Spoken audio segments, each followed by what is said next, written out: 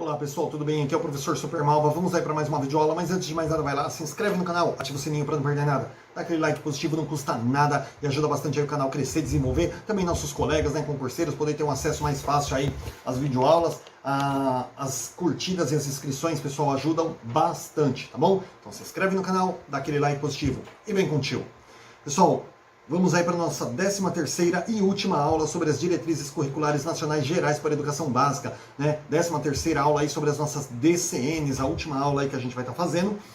E agora a gente vai para o capítulo 4 aqui da questão de avaliação, né? Que fala sobre o professor e a formação inicial e continuada. Capítulo 56. A tarefa de cuidar e educar, que a fundamentação da ação docente e os programas de formação inicial e continuada dos profissionais da educação instauram, reflete-se na eleição de um ou outro método de aprendizagem, a partir do qual é determinado o perfil de docente para a educação básica, em atendimento às dimensões técnicas, políticas, estéticas e éticas.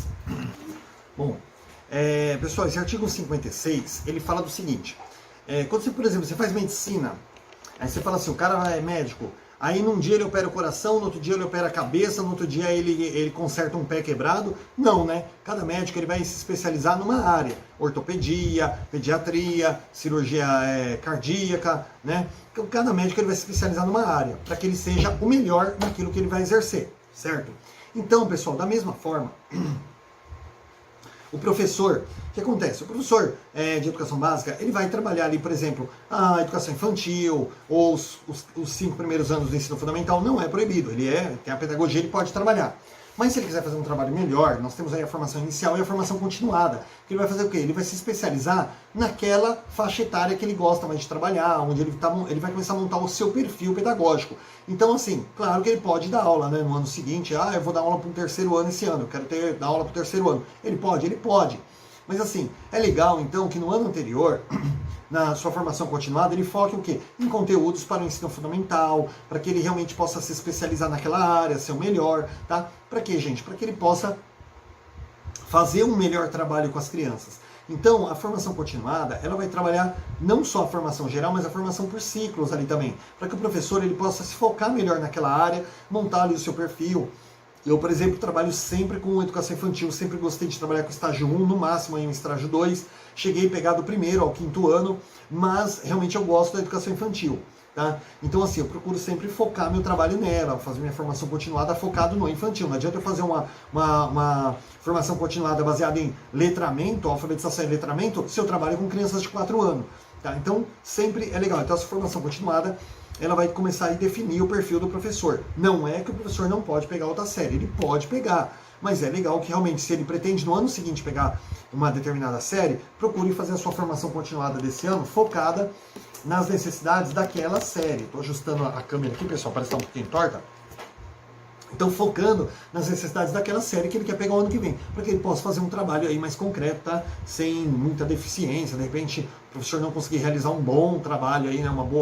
Um bom aproveitamento com os alunos, porque ele sempre focou, por exemplo, na educação infantil, e aí de repente do nada ele decidiu pegar um 3º, 4º ano aí e não vai fazer um trabalho tão bom, certo? Então, para isso que tem a formação inicial e continuada. Parágrafo 1º. Para a formação inicial e continuada, as escolas de formação dos profissionais da educação, sejam gestores, professores, especialistas, elas deverão incluir em seus currículos e programas o conhecimento da escola como organização complexa que tem a função de promover a educação para a cidadania, para e na cidadania. Então, assim, para a formação inicial e continuada, essas escolas de formação de profissionais da educação, elas deverão incluir nos seus currículos e programas, né, o conhecimento da escola como organização complexa que tem a função de promover a educação para a cidadania e promover a educação na cidadania também. Tá? B. A pesquisa, a análise e a aplicação dos resultados de investigações de interesse da área educacional. Então, assim, sempre trabalhar pesquisa, análise aí, aplicação dos resultados de investigações aí sobre interesse, que é aquilo que eu falei, né? O professor focar naquilo que ele realmente gosta de trabalhar, pretende trabalhar. C. A participação na gestão de processos educativos e na organização e funcionamento de sistemas de instituição de ensino. D. A temática da gestão democrática, dando ênfase à construção do PPP mediante trabalho coletivo, de que todos os que compõem a comunidade escolar são responsáveis. Tá? Esses dois aqui nem precisa explicar muito, que está tão bem explicadinho. Tá? Artigo 57. Entre os princípios definidos para a educação nacional está a valorização do profissional da educação, com a compreensão de que valorizá-lo é valorizar a escola, com qualidade gestorial, educativa, social, cultural, ética, estética e ambiental. Gente, artigo 57, valorização do profissional da educação. Valorização de todos aqueles que trabalham diretamente com a criança. Seja professor, gestor, seja um supervisor, um coordenador, tá? E o que é trabalhar a valorização? Gente, primeiramente, os cursos, né, de formação inicial, de formação continuada. A valorização não está só no salário, está também ali em fazer, trazer a comunidade para a escola, mostrar o trabalho que é executado. Porque quando você valoriza o professor, valoriza o diretor, valoriza o trabalho da coordenação, você está valorizando automaticamente a escola, está mostrando que o ensino da escola ali está preocupado realmente com a formação daquelas crianças. O artigo 1º aqui, parágrafo 1º do artigo 57. A valorização do profissional da educação escolar vincula-se à obrigatoriedade da garantia de qualidade e ambas se associam à exigência de programas de formação inicial e continuada, de docentes e não docentes. No contexto do conjunto de múltiplas atribuições definidas para os sistemas educativos, em que se escrevem as funções do professor. Então, acabei de falar isso aqui, né? Antes de ler o parágrafo, fala a valorização, ela se remete aí também na obrigatoriedade de garantia de qualidade, mediante o quê? Cursos de formação inicial e continuada para todos os profissionais, não apenas para docentes, mas também para aqueles que não estão na sala de aula. Tá?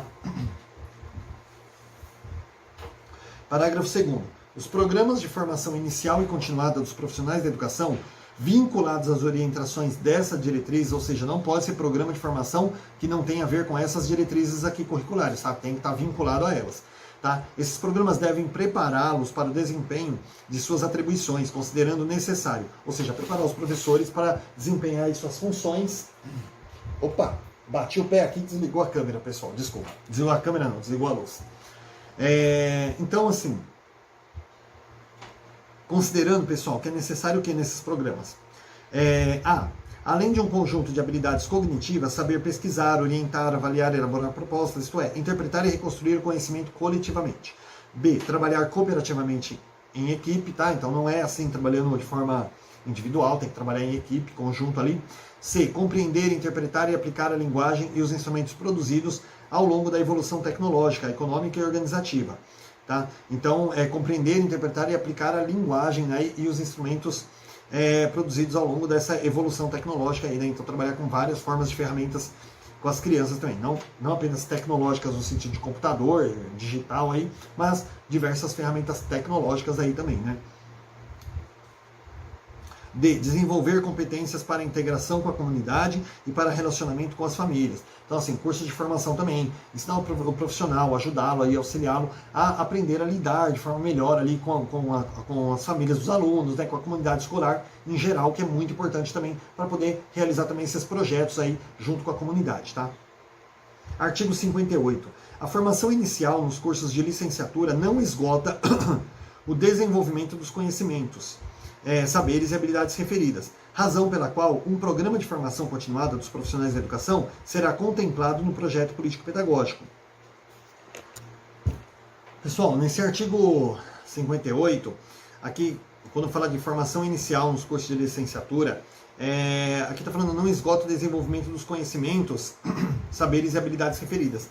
Por quê, pessoal? São sempre coisas ali para aprimorar o trabalho, para ajudar, para facilitar. A educação vai sempre se renovando, então esses cursos de formação inicial, continuada também, não vai esgotar ali tudo que o professor tem que aplicar na sala de aula, uma vez que está sempre se transformando, tá? E deve estar contemplado aí no PPP da escola também, tá? Essa questão da formação inicial, e não só inicial, mas a continuada também nos cursos de licenciatura. Artigo 59. Os sistemas educativos devem instituir orientações para que o projeto de formação dos profissionais preveja. Então, os sistemas de educação, eles têm que instituir orientações aí para que esse projeto de formação, tanto inicial quanto continuada dos profissionais, ele preveja a consolidação da identidade dos profissionais da educação nas suas relações com a escola e com o estudante.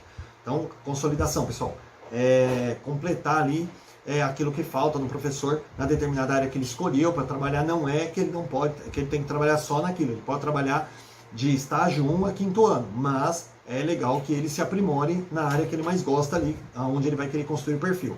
Tá? Então precisa consolidar a identidade desses profissionais de educação. B. A criação de incentivos para o resgate da imagem social do professor, assim como da autonomia docente, tanto individual como coletiva. Gente, criação de incentivos de resgate da imagem social do professor. O professor também é um ser social, ele tem que ter um bom relacionamento com a família, com os colegas, com a gestão, com a comunidade escolar. Falei isso na última aula aí que a gente teve, eu explorei bastante essa questão aqui. E assim também, pessoal, dar autonomia coletiva e individual para o professor. Autonomia coletiva, de poder conversar com os colegas, debatendo ali o que pode ser melhor para ser trabalhado na escola, tá? E a autonomia individual, deixar que o professor aplique da melhor forma, usando as ferramentas que ele acha melhor, de acordo com a sua turma também. A autonomia individual, ela é muito importante. Por quê? Porque não é assim, como é que ele vai trabalhar coletivo e individual ao mesmo tempo? Individual, pessoal, é assim, o professor conhece a turma. Uma turma não é igual a outra, né? Então, assim, o primeiro ano A é diferente do primeiro ano B. O terceiro ano C é diferente do terceiro ano D. Tá? Então, o professor conhece as particularidades da sua turma ali. Então, uma ferramenta de trabalho, uma metodologia de trabalho que se aplica legal numa sala, pode não se aplicar na outra. Por exemplo, agora eu estou prestando aqui um concurso, novamente aqui para a Prefeitura de Guarulhos, né, que se não for derrubado o projeto aí, agora a gente pode dobrar. Então, assim, eu já sou professor aí da rede pública aí quase 17 anos, e aqui de Guarulhos, e agora, se eu passar no concurso aí, der tudo certinho, eu vou poder dar aula 2 vezes. Então, vou dar um exemplo. Eu vou dar aula no estágio 1 de manhã e depois no estágio 1 à tarde. A minha sala da manhã e da tarde não são iguais, eu não vou poder aplicar exatamente as mesmas coisas que eu aplico de manhã, chegar à tarde e aplicar. O andamento da sala é diferente, o perfil das crianças é diferente, a cultura deles muda um pouquinho, mas muda. Então, tudo muda. Então, são 2 salas completamente diferentes. Ah, mas eu vou pegar estágio 1 de manhã e à tarde, porque aí eu consigo trabalhar a mesma coisa e tal. Olha, grosseiramente falando, dá para você trabalhar mais ou menos, mas na prática tem muita coisa que vai ser peculiar de uma turma para outra, tá? Então, a autonomia individual se remete a isso, a particularidade da sala, não é que o professor vai chegar ali, não vai confraternizar com os colegas, não vai interagir e falar assim, não, eu trabalho sozinho. Não, não é dessa forma, tá? O professor vai trabalhar com autonomia coletiva, conversando com os colegas, interagindo com eles, mas também tem a sua autonomia individual, respeitando ali as peculiaridades da sua turma. E C. A definição de indicadores de qualidade social da educação escolar, a fim de que as agências formadoras de profissionais da educação revejam os projetos dos cursos de formação inicial e continuada de docentes, de modo que correspondam às exigências de um projeto de nação. Projeto de nação, o que é, pessoal? Qual a nação que você quer construir? O que você quer? Qual a formação que você quer para as crianças desse país? Qual a sociedade que você quer construir para as gerações futuras? Tá? Isso é o projeto de nação. E os cursos de formação inicial e continuada, ele pode estar dando certo agora, aí daqui 2 anos, por exemplo, ele já não está batendo aí com as necessidades da nossa nação, né? Então a gente precisa fazer o quê? Modificar eles, remodelar, né? Tudo está sempre em transformação, pessoal, principalmente na educação. Então você não pode engessar aquilo ali e falar, nós vamos dar esse curso durante 30 anos. Não, ele vai estar sempre sendo revisto aí, sempre que tiver necessidade. Para concluir, bom, artigo 60 é até irrelevante, mas temos que ler, né? Então, para concluir aqui, artigo 60. Esta resolução entrará em vigor na data de sua publicação. Tá? Então, na data em que foi publicada aí as diretrizes curriculares nacionais gerais para a educação básica, eu acho que foi em 2010, se eu não me engano, pessoal, eu não tenho mais aqui a data, vocês me perdoem, pelo amor de Deus, mas isso também é irrelevante para o concurso, tá? Mas a partir da data que foi publicada essa resolução aqui sobre as DCNs, né? A partir daí entrou em vigor, tá? Só para completar aqui a aula, né? Mas é irrelevante. Essa aula ficou bem curtinha, com 14 minutos, pessoal, mas realmente foi para fechar aí a nossa temática das DCNs, né? Que gerou aí 13 aulas aí. E para quem está prestando concurso é interessante, pessoal, realmente assistir todas as aulas, fazer anotações, tá bom? Mandar nos comentários aí alguma pergunta, alguma dúvida que tenha, tá? É muito importante realmente. Agora, todas as minhas videoaulas, eu coloco ali as temáticas que foram trabalhadas da DCN, às vezes você precisa tirar uma dúvida X ali. Então você vai olhando minhas videoaulas e aí assiste só aquela videoaula que é pertinente. Para você que está prestando uma prova, é interessante realmente assistir as 13 aulas aí das DCNs, bem como outras aí das minhas mais de 150 aulas que eu tenho aqui no canal até o momento, tá bom? Pessoal, bons estudos, nós vamos aí partir para outra temática. A partir da próxima aula vai ser as diretrizes curriculares nacionais para o ensino fundamental de 9 anos, tá? Então, a partir da próxima aula aí, eu não vou entrar nisso agora, pessoal, porque não é legal a gente misturar a temática, vira uma bagunça.